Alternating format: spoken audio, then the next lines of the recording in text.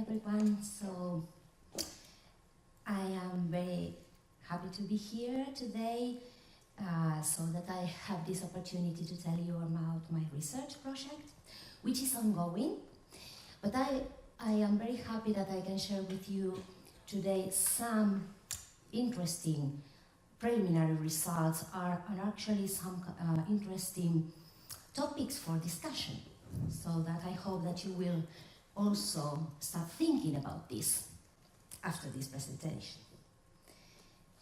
And so the presentation is coming. Yes.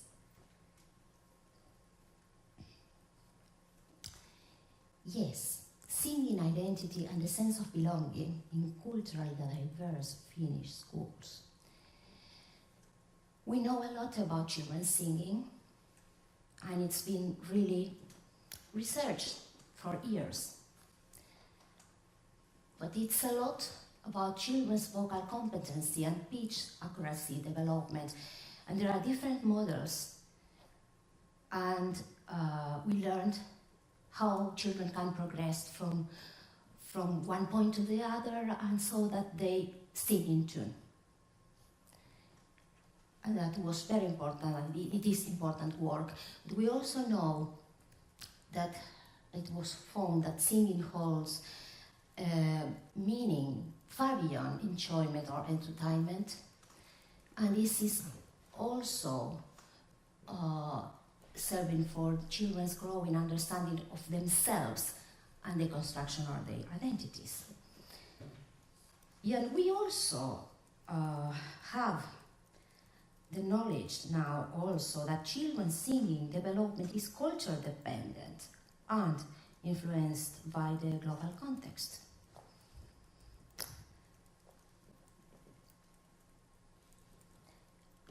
But then we also know, and we probably have the experience if we have children, that when children enter primary school, they have already lived different kind of experiences in their lives. They have different backgrounds and stories that in one way or another constitute their identities. They bring with them values, worldviews, norms, expectations. Children have developed their own subjectivity, which at the same time undergoes continuous development.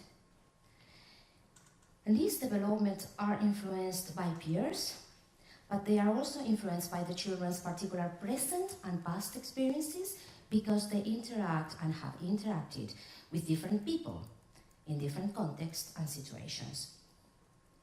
So now, this is, I think, a key concept, that in considering the meanings and functions that singing at school may have beyond the development of technical singing skills, questions such as for whom or what for related to school communities arise.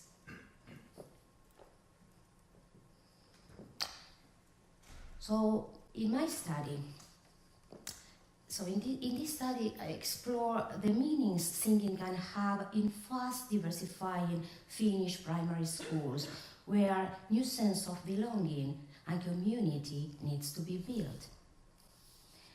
Singing can potentially function as an affordance and for forming new communities of children with diverse values, worldviews, norms, and expectations in culturally diverse schools.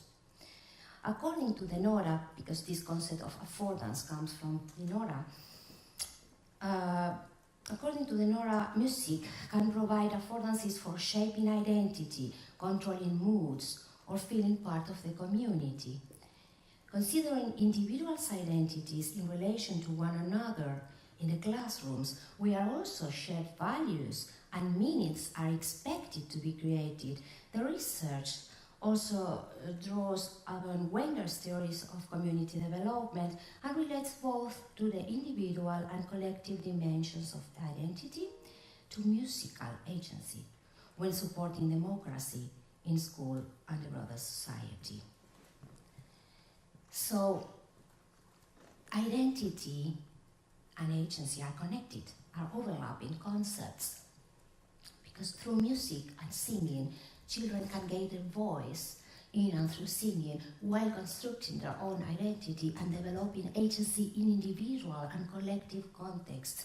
And this means in the ways that they are their own and not something that comes from outside.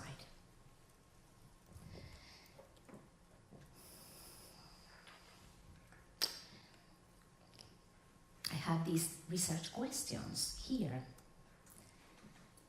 So the objective of this study is to explore the meaning singing afford in the construction of the individual and social identities of first grade students in one culturally diverse primary school in the capital area of Finland.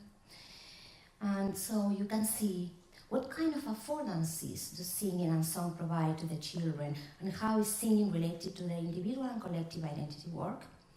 And then what kind of affordances do teachers think singing and song can provide for children in culturally diverse schools, and how do they consider the diversity of the children's background?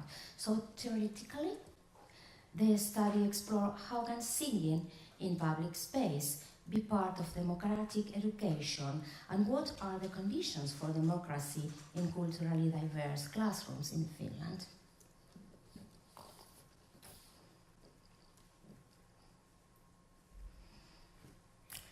So it was a great experience. This study is ongoing. It means that I have conducted some of the interviews, but not all. And I am making still more observations, but I have plenty of those, and I have kept my diary. So children who belong to highly culturally diverse Finnish schools of the capital area, they are about age 7.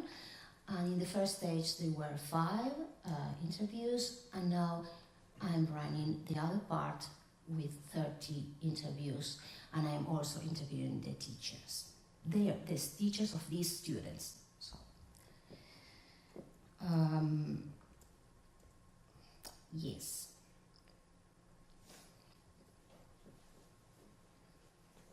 As you can see in the interviews, we use different kind of materials, because I was very interested to hear children's stories, experiences, and it was so important that they feel good, that they feel comfortable and safe to share with me their stories.